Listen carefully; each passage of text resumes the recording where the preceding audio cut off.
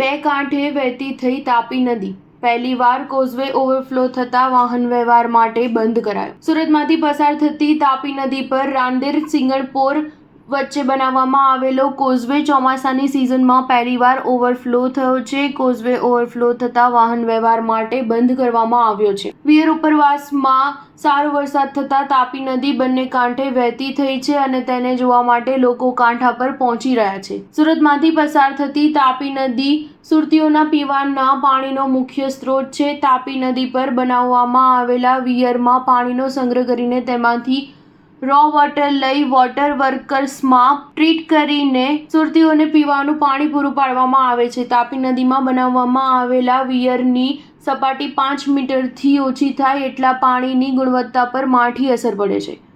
આ વર્ષે ચોમાસું પાછું ખેંચાતા વિયરની સપાટી 4.92 મીટર થઈ ગઈ હતી.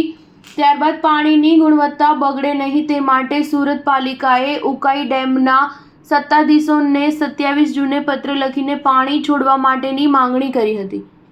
જો કે આ પત્ર સીધો કુદરત પાસે પહોંચી ગયો હોય તેમ માત્ર 3 દિવસમાં જ વિયરના ઉપરવાસમાં સારો વરસાદ થતાં તાપી નદી બંને કાંઠે વહેતી થઈ હતી અને વિયર કમ કોઝવે ઓવરફ્લો થઈ ગયો હતો. કોઝવે ઓવરફ્લો થતાં વાહન વ્યવહાર માટે બંધ કરવામાં આવ્યો છે. સ્ટાર ન્યૂઝ 7 હંમેશા સચ્ચાઈની સાથે.